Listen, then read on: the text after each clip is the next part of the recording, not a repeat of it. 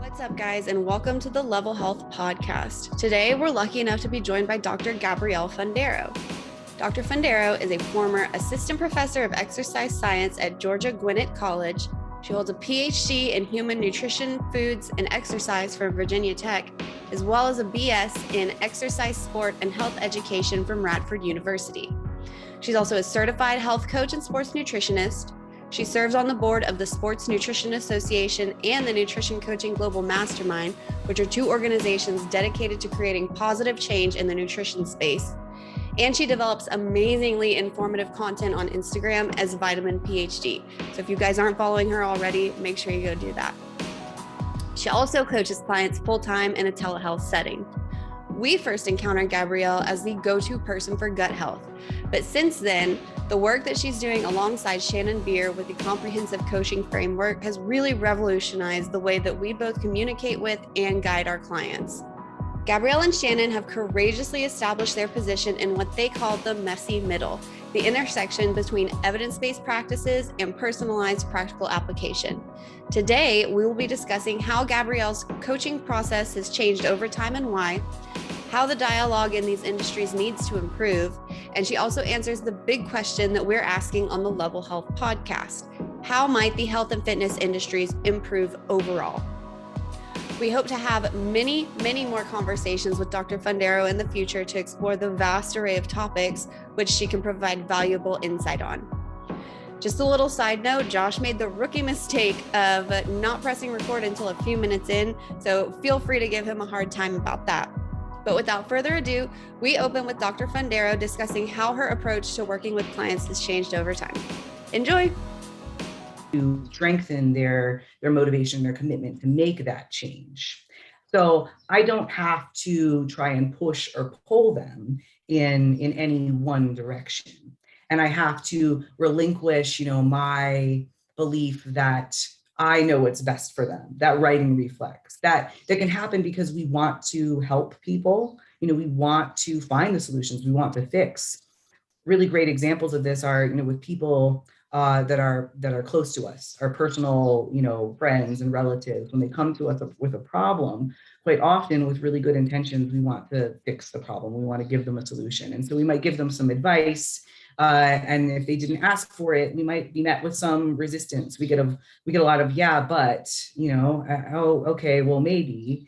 And even if it's a really great idea and they would have come up with it themselves, it doesn't seem to land, right? Like they don't necessarily implement it.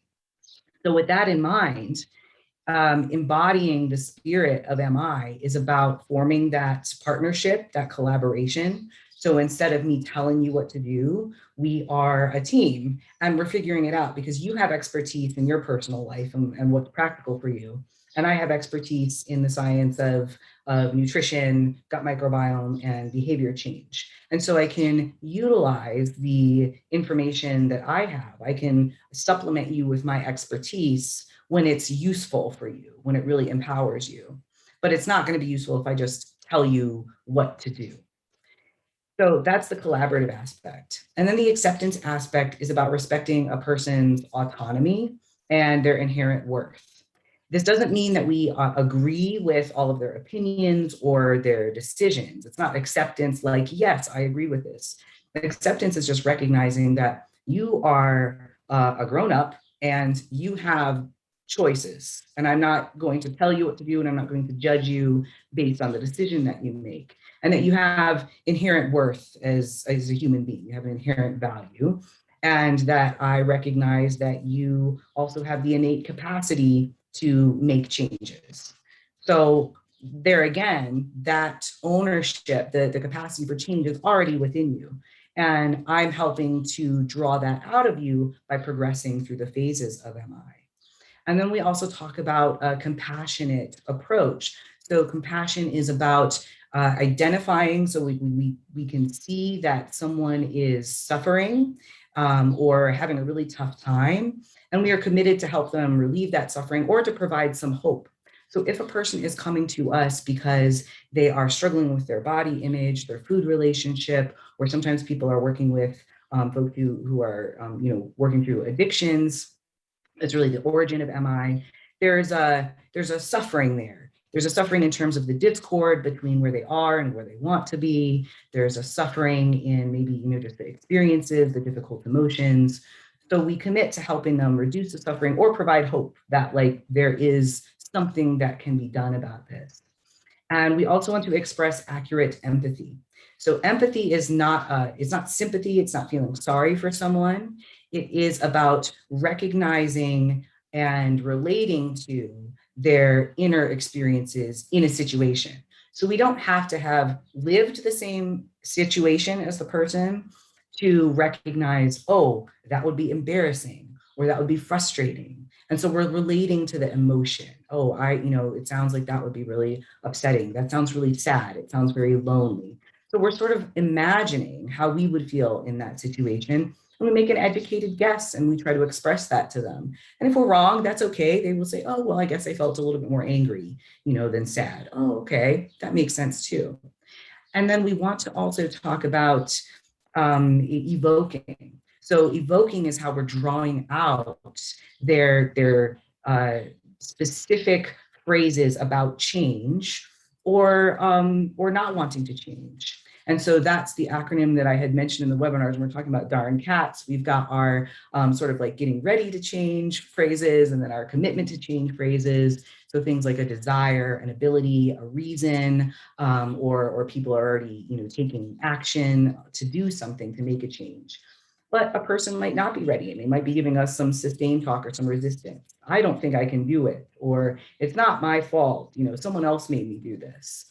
So as we're having a conversation with the person, we are really just picking out the phrases that they're giving us and delivering those back to them to emphasize the discord, to draw their attention to what's important to them, or where their areas of suffering might be, and the benefits of making the change, if that sounds like the direction in which they're going.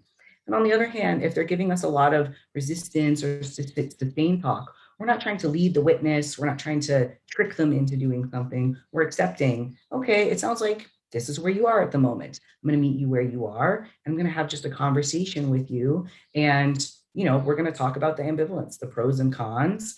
Whatever you decide, okay, great. Then I'm going to help guide you along that decision.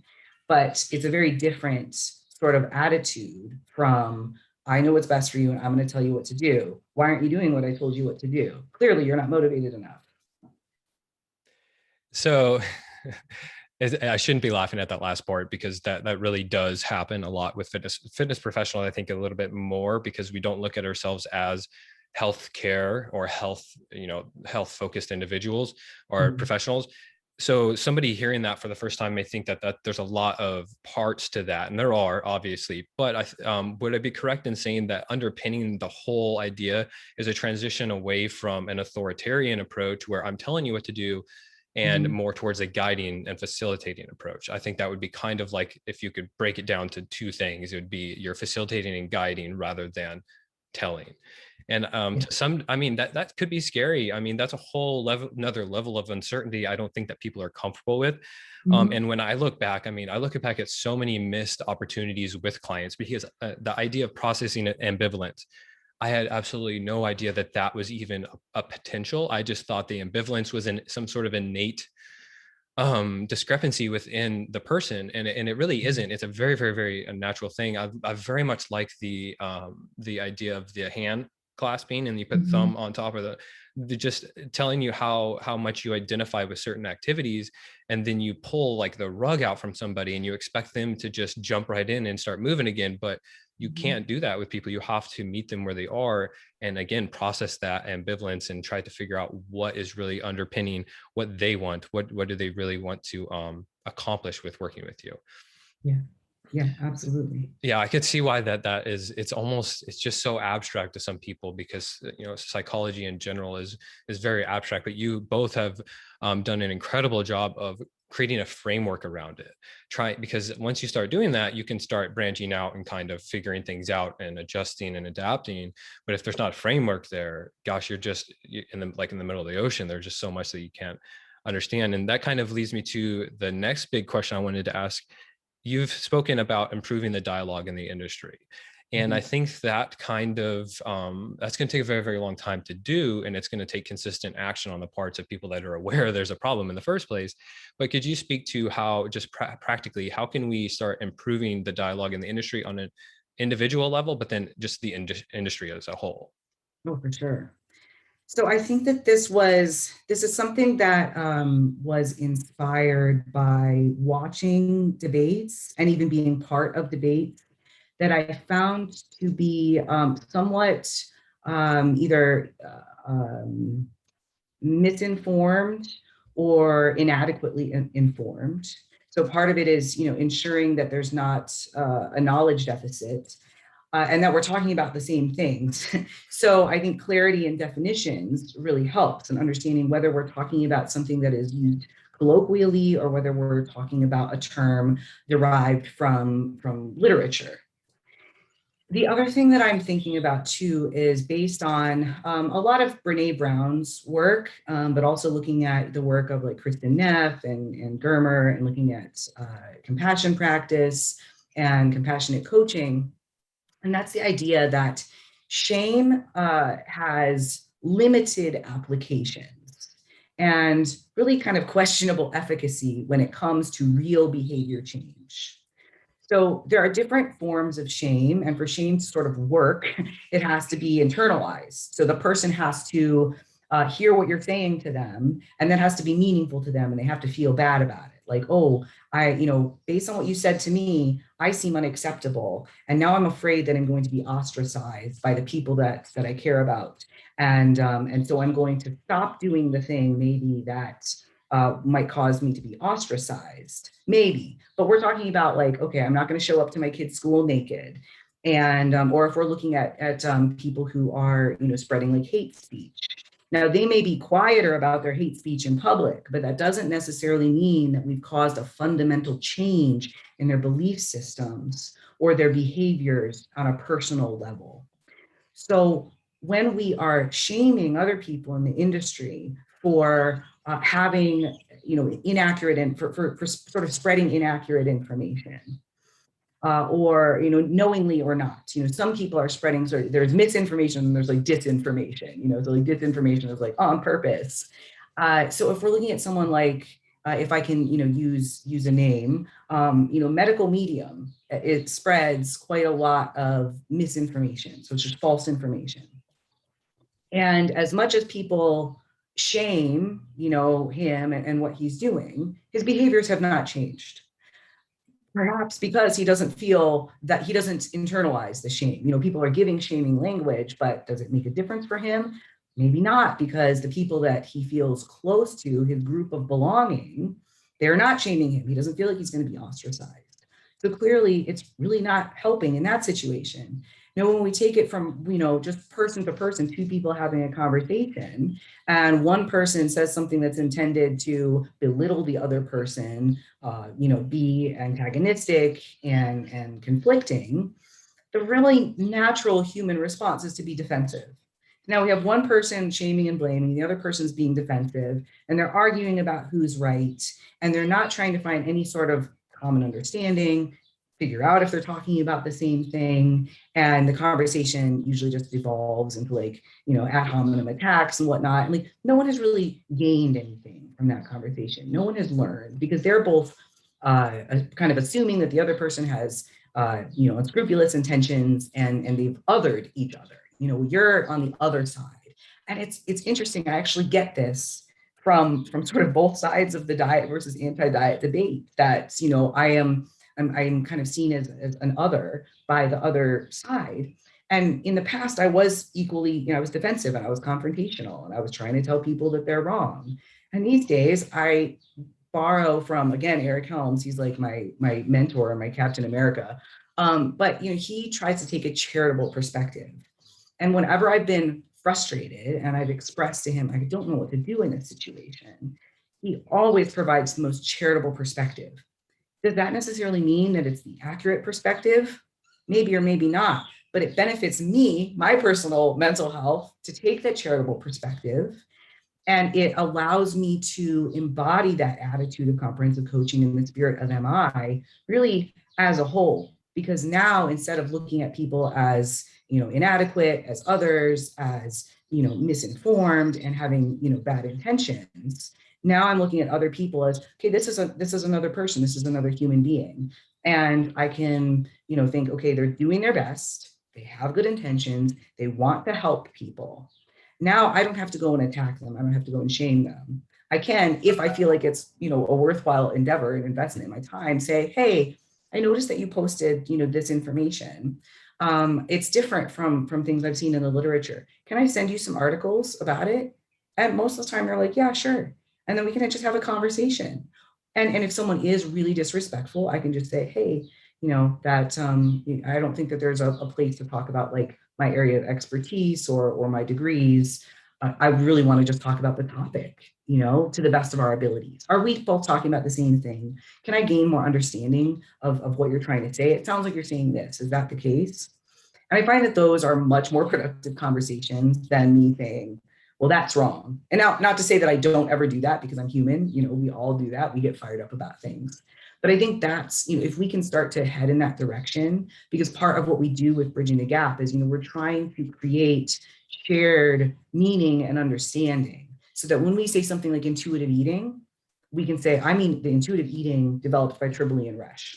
Or are we talking about intuitive eating just meaning not tracking macros? Those are two totally different things. We can have a much better conversation as long as we can clarify, is this what we're talking about? Or is this something that like, someone has sort of just made up? And then we can say, okay, well, this is totally theoretical. And then it's just a bunch of maybes, could still be a good conversation. But, maybe we don't know that there's like a right answer. So moving in that direction and trying to like call people in rather than always calling out. Not to say that there's not a time for calling out, because certainly if people are, inciting violence and whatnot, we have to say that's absolutely not acceptable. Or, spreading information that is really harmful, we can say that's actually really harmful. But realizing that, we may not change that person's behavior by shaming them. And so there at some point is going to have to be a conversation, a meeting of the minds, or we just say, okay, you know what, this isn't worth anyone's time and energy. Like, how about I just focus on creating content that is accurate and evidence-based and trying to share that and say, everyone else can sort of do what you think is right. And hopefully, we're not harming people and, take it kind of in that direction. If that feels like more manageable than trying to, sort of, I don't know, manage the whole space. So that was I don't hate using this word. I use this word sparingly because it seems like it's become kind of a buzzword, but the understanding the nuance, I think, is incredibly important. And I was actually going to be asking you what where that line is drawn. So where do you draw the line? And it seems like the line is drawn at doing harm. Mm-hmm. Is there a separate consideration for just information being put out that is misinformation, but it's just fundamentally wrong to the point where you like, having been in a single anatomy and physiology class or reading a single biology book, you would understand that is incorrect.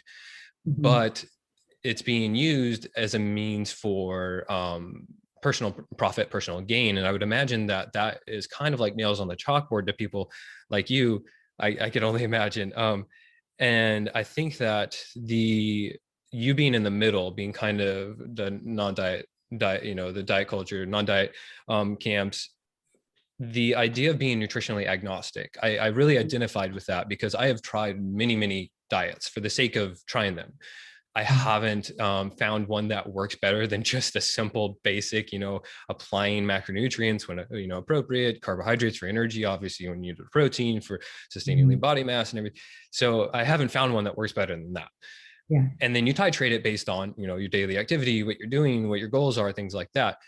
Do you think that idea of becoming nutritionally agnostic can be applied to every single training modality, wellness, recovery, everything, looking at it objectively, kind of taking a step back and thinking, is this actually appropriate for myself or my client in this specific situation? Oh yeah, absolutely. I don't think that those two would be like one doesn't exclude the other. To be nutritionally agnostic simply means that we're not being dogmatic about something, which lends itself to the ability to just look at what is most appropriate at this point in time. So if I'm not dogmatic, that means that I don't have, a strong bias toward it's got to be macros or it's got to be keto or it has to be omnivorous or it has to be vegan. I'm not looking at that like one of those is best. I can look at the client, their individual scenario, and provide them with information about the options that they might be weighing. I don't know if I want to be, a lot of people are considering like, I think I want to go plant-based. Oh, okay. Why is that? What is it about that approach that really speaks to you?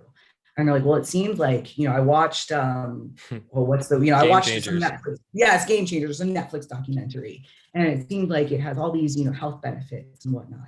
Oh, okay, awesome. So it sounds like you're really interested in improving your health. And they're like, yes.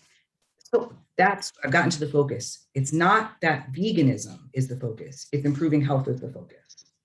And so we can then have a conversation to say, okay, well, can I give you some information about Game Changers? We can clarify what's accurate versus what's not so accurate. Talk about the health effects of a vegan diet, and then talk about the health effects of diets that are not vegan, how we can compare and contrast. And then the person can make an informed choice based on what they think is best for them. When it comes to, information delivery, I think we can still be, nutritionally agnostic, probably especially so then, because we can just say, here's what a vegan diet does. Here's what a carnivore diet does. I try to do that like in the gut health space to say, I really, because the evidence supports the inclusion of a wide variety of plant foods, that's what I suggest.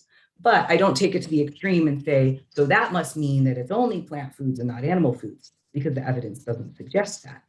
And so we can take that more, the agnostic approach is really looking at, objectively what do the data say, and then how can we make that practically applicable for people and realize that some people might just want to be vegan because, ethical reasons. Okay, how can we plan for the best vegan diet for you?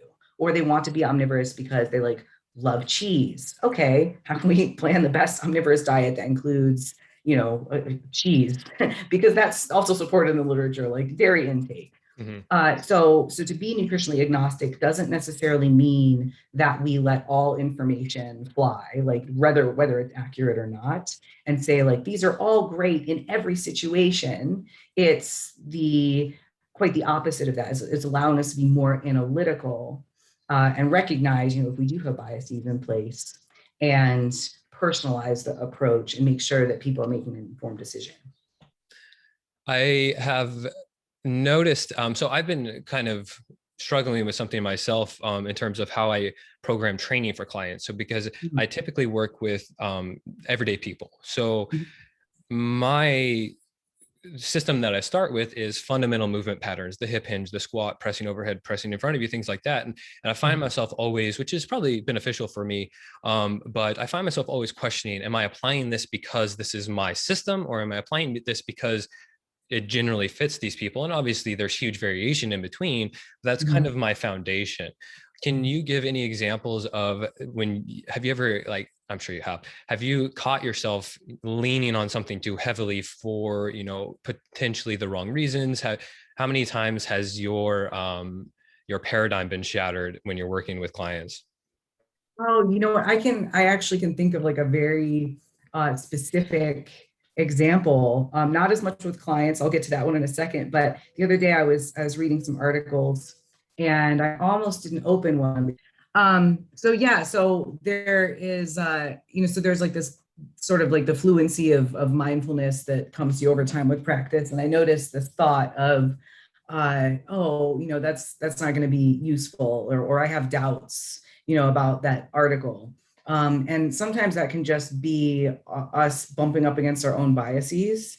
And you're not going to lose out by reading an article that you think is total garbage, or that you're not going to agree with. Worst case scenario, you confirm, oh yeah, the design is not ideal. These are weird statistics. The results don't make sense. And overall, this one paper is in disagreement with the breadth and depth of like the entire rest of the field. So I spent 30 minutes, I read the paper, and that was the conclusion. So I think it's important, in our personal practice to notice when we are thinking, okay, I just know this is going to be wrong, before we actually dive into it.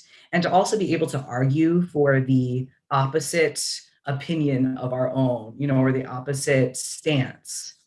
And that was, how I sort of became interested in intuitive eating for that reason. Like as developed by Tribole and Resch. I thought, well, I don't know how much sense this makes, but I need to learn about it so that I can talk about it from an informed place. Or with the carnivore diet, I thought, well, this makes zero sense at all. And I used to be much more vitriolic about it and was definitely dogmatic in a way. And then I thought, well, shoot, I think that I need to do my best to embody the comprehensive coaching attitude in all facets. And so I went ahead and looked for support of a plant-free diet, looked for evidence that would suggest some benefit. And lo and behold, there could be potential benefits to a ketogenic style diet in terms of, obviously, for epilepsy, but in terms of modifying TH cell activity. So I thought, okay, I can do my best to move more toward the middle. That doesn't necessarily mean that I have to say, again, it's like acceptance. I don't have to say this is a good idea or this is what I would do or I agree with this, but I can say, well, there could be some sort of mechanistic benefits that need to be sought out more in a human model. We need more data to support these claims. And there are certainly some claims that are not supported by evidence. And we can talk about the ideas, instead of talking about the person behind them. I don't think that it's especially useful to say, well, that person is an idiot, like who does that? It's so frustrating, this person's really bothering me. That person might have no idea that you exist, and that person might not care at all about your opinion, and you're spending like so much of your mental and emotional energy feeling so frustrated. And so I kind of choose to, not take that approach and still give myself space to, change my mind and to make mistakes. And that's part of the bridging the gap and comprehensive coaching would not have existed if I was really worried about what people would think, and felt too afraid to put thoughts out there and too afraid of feeling like shame for being wrong about things. So I think that, if we can sort of reduce the delivery of shame or the sense of shame, like when a person is wrong about something, then we can probably be more productive there. And we can, do that for ourselves too. It's totally okay to make a mistake. It's totally okay to change your mind. You don't look dumb for doing that. You look like a person who's scientifically minded, who has, gathered more evidence and changed their stance thusly, which is something that Bill Nye does. So obviously, Bill Nye. Yeah. That's been an interesting evolution. One of these days we'll have a conversation where your answers won't have like 15 rabbit holes that I want to go down. I know. Because this is just really the crux of the issue, I feel, within the individuals in the industry. Mm-hmm. Because I mean, so something you said that resonated with me, the way I perceived it was, I like to go down rabbit holes for weeks, months at a time, where I'm focused purely on physiology or biomechanics or psychology now. And that what that does is I'm never going to be an expert in them all. I don't think anybody can. So I like to get, like you said, information from people that may be entirely conflicting with my personal ideal. So that puts me, just a little bit back into the center instead of going way off with what I think is correct. I get basically proven wrong. Get proven wrong. And as an example of that, my most recent certification I did was Paul Chek's Holistic Lifestyle Coach Level 1, which I don't know if you've experienced any of it. There are some very, very, I guess woo-woo is going to be the way to say it. But I at no point was looking at it as, okay, I'm going to use all of these tools. I've never used a diet personally or a training modality personally thinking this is the only way to do it from here on out. I pull things from it and then I move forward with what works. And I think that can be, if more health and fitness professionals look at that as a way for them to prove themselves wrong and then to be a little bit less wrong going forward. I think that's really all that you can ask for, because we're never going to be right. I mean, I'm talking with you have a PhD. I was talking with a doctor last week. Like, if I come in here with thinking that I know the answer to everything, I'm going to look like an idiot at some point. And don't get me wrong. I'm comfortable with that. I think it's important to be comfortable with that and allowing yourself to be wrong. And you're right, not feeling that shame. And then I think, part of that is, you mentioned in a podcast recently, the imposter syndrome is probably just a byproduct of having that shame of being wrong.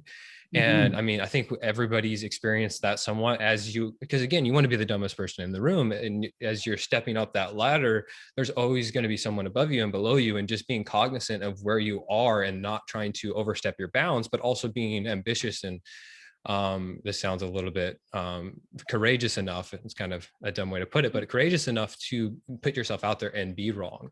I think that could be extremely beneficial. But like I said, I would like to do a podcast or a conversation with you sometime where we're not having these long, like so many pieces that I don't want to sit here writing notes the entire time.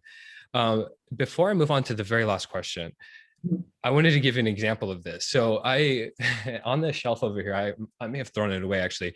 I created years ago, probably 3 or 4 years ago, an intuitive eating guide. And it was the most incorrect guide. I've never gave it to anybody, luckily. Like, I never actually handed it off to anybody, but it was tools that I had used. And you're right, it wasn't intuitive. In fact, I only recently understood that there was a framework for intuitive eating, and then that it wasn't just not counting macros and just going off what you feel. So luckily I never gave that to anybody, but I've kept it because it is very cringy. I look at it, I'm like, okay, well, you thought you were right. And I think that the theme that I hear time and time again from these behavior change and really just a whole bunch of different speakers in the field of psychology is taking a step back and allowing yourself to be a witness to your thoughts. I was actually just reading Eckhart Tolle last night, and that popped up, and I'm like, it's so beautiful when you see it coming from so many different things. And that reminds me of the diffusing in acceptance and commitment theory, like taking a step back objectively.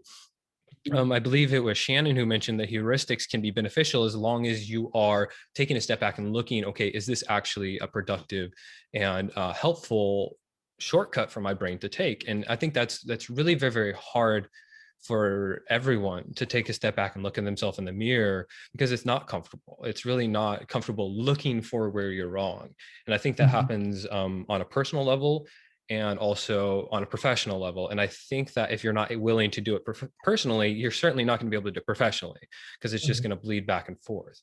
That leads me to my very, very last question. How can the health and fitness industries improve? We could do it generally, because so when I was writing this question, I'm like, man, we could go down so many different avenues, but can we look at it from a health and fitness professional perspective? And then you've already spoke about how to improve the dialogue in the industry, which I believe would be a big part of this going forward. But could you give us a few action items on the individual level, and then how we react or how we interact with professionals in our, colleagues in our environment?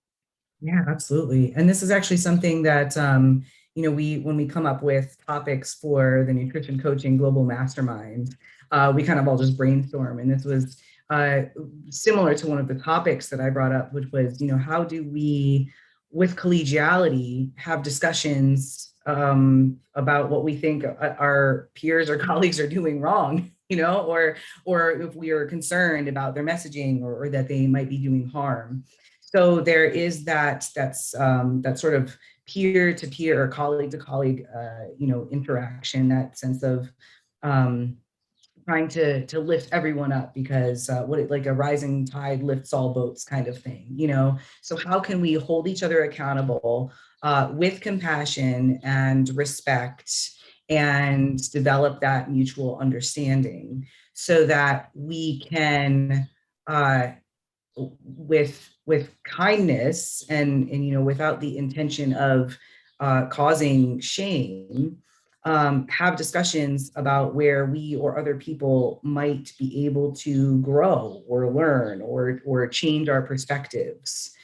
And and I don't know that I have like the solution to that, but I think that's one of the areas, that's one way that we could improve. And that I know, so Level Health is doing that. And we're trying to do that with Sport Nutrition Association, with SNA, and with NCGM, that we are trying to talk more about the nuances and about best practices, and that we're starting to create frameworks based on sort of a set of ethics and standards and principles, and to say, okay, this is based on the evidence that looks like these are some of the aspects of best practice in terms of interpersonal skills, in terms of more hard skills, and in terms of content knowledge. Is there a way that we can kind of come together to evaluate that in each other and give each other constructive feedback? Not, okay, well, this is stupid. You're on the other side. You're just taking sides. You're biased. But to say, this is my understanding of this concept. Let me gain more understanding of yours. Okay, how do both of our understandings compare to what's in the literature? And are we taking sort of this an empirical approach and like really leaning on the literature? Or there's, not to say there's something wrong with sort of a rationalist approach where we're kind of like making a logical argument for something, but it's probably a good idea to compare that logical argument to what the research says, and try to sort of have a meeting of the mind there. And then in also, I think as we are talking about the interactions between us and our clients, we've talked a lot about, how to help people change, but, even in a more sort of obvious way, I think there are a lot of kind of predatory practices. There are, there is a whole sort of approach to taking advantage of people's, pain points and creating messaging that's about getting to those, and sort of, maybe conniving people sometimes into doing things that might be unnecessary. I mean, like look at, gut health cleanse protocols and detoxes and whatnot, that if we are more focused on outcomes and income, then we're not going to be caring about the people that are affected by our messages and our practices. So, but at the same time, I understand like people need to, create income, like they need to make money. But I think that there are probably more scrupulous and helpful ways to do that. And, but at the same time, there are people who are hesitant or apprehensive about kind of policing the industry too much, and they say, well, if people want to sell detox teas and waist trimmers, they should be able to do that. And people should be able to buy that because they're autonomous adults. And I can agree with that they should be able to buy those things. But the caveat is that there's not enough informed consent. So if the person is fully informed of the dangers of waist trainers and the inefficacy of detox teas, and they still choose to buy them, okay, sure. That's like anything that comes with risk, getting a tattoo, bungee jumping, NASCAR driving. You're informed of the risks, playing a sport, you're always going to sign like an informed consent document, a waiver to say, I understand that there are risks and I'm still going to do this. I don't think there's anything wrong with that. But I think that it's important for us to be transparent, even if it's something about, intentional weight loss. Like I work with a lot of folks who are coming from a history of chronic dieting. And sometimes they're like, I think I want to, try to lose weight again. Okay, well, let's have a discussion about it. If that, what needs are going to be met by that? Can we have a discussion about the sort of the risks and the benefits? And then you can make a fully informed choice. And if you want to pursue intentional weight loss, and that's something that I can guide ethically, I will totally do that. And if not, then, I might say, hey, I respect your autonomy and your decision to do that. It's something that I would feel comfortable with. So, I, would not be the coach for you on this venture. So realizing too, that we have the ability to, choose like the types of journeys that we want to guide, and that we're not going to be everyone's coach, and that's okay. Like we're not going to be, the one size fits all. Nothing in this industry is one size fits all, and that's okay. We can, be just as aware of our values and our mission as we help our clients to be. So you touched on a very important point, the balance that needs to be struck between upholding a standard and then also understanding that each professional is at a different point in their journey and having that compassion. Because I think hearing from people like you saying things like that is extremely encouraging, and because I mean, I hope that there are a lot of health and fitness professionals out there watching podcasts, learning from people like yourself, but it can be super, super overwhelming. Because I mean, I'll listen to somebody like Dr. Eric Helms talk about just physiology and stuff, and I'm like, okay, well, I understood almost none of that, so I have to listen to it a couple of times, and then it could be very, very discouraging, because you think, okay, there's this gap between me and you, and I can't get there. And then you're comparing yourself to these people that have PhDs in these topics. And so that's kind of the double-edged sword of this information, the amount of information that's out there now. There's just so much of it. And I think that you're mentioning people leveraging pain points. And I believe that imbalance of information really lends itself to manipulating that in people, because I have this information and I know that you have this problem, and I'm going to tweak and turn this information and withhold other bits of it from you and just manipulate it in order to manipulate you. And I think that is kind of where I really get aggravated. And I know it's probably not productive, but when I see that in people in health and fitness professionals, and also personal trainers that work with athletes or competitors, and then they apply those same principles, I feel like there are definitely, it's kind of like the Supreme Court saying, what's porn, when you see it. It's kind of the same thing. Like, you can't really put your finger on exactly like what is wrong with the way that health and fitness professionals interact with their clients, but there obviously is, like, when you see it. And I think that manipulation is one of the biggest points. Underlying this whole conversation, the way that I see it, I feel like the big thing that needs to happen is we need to get back to serving the people. We are working with people first and foremost, and without those people, we wouldn't have we wouldn't have that paycheck, we wouldn't have the career. And I think that we're kind of in the infancy. I've learned a little bit about like the progression of fitness professionals specifically, and it's a new industry. So I think that we have a lot to learn. And I think I could speak for everybody when I say we really appreciate all that you guys are doing.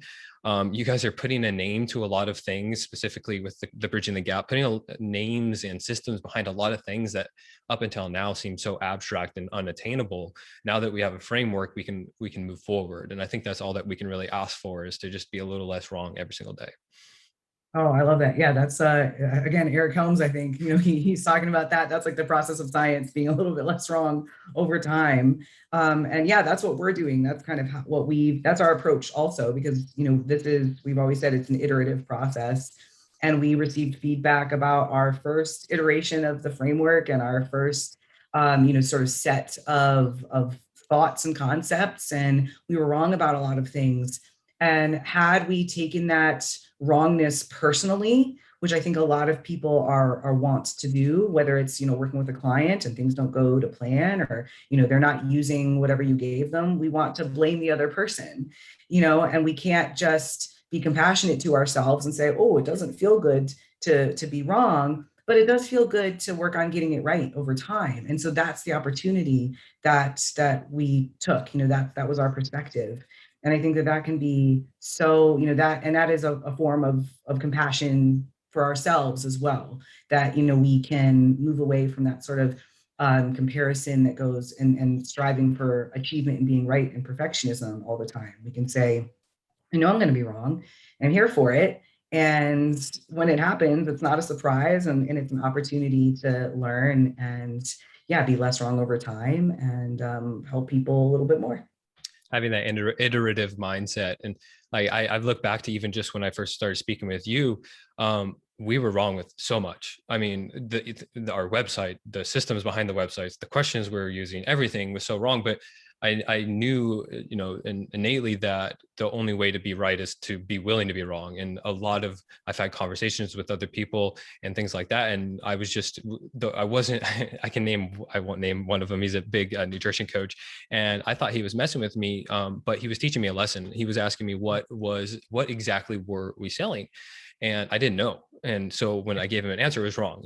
He got back to me and, that's not what I'm asking. And he said it again, and I was wrong again.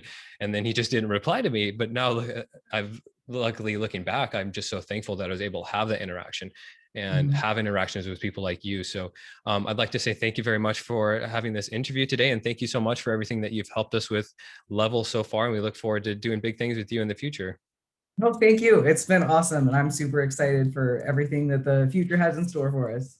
Awesome. Well, thank you very much and have a good day, Gabrielle. You too.